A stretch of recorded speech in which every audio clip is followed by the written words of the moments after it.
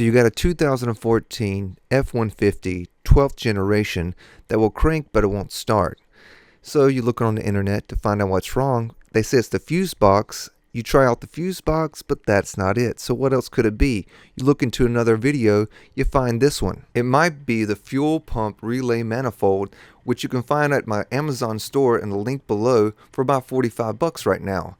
It's located under the spare tire.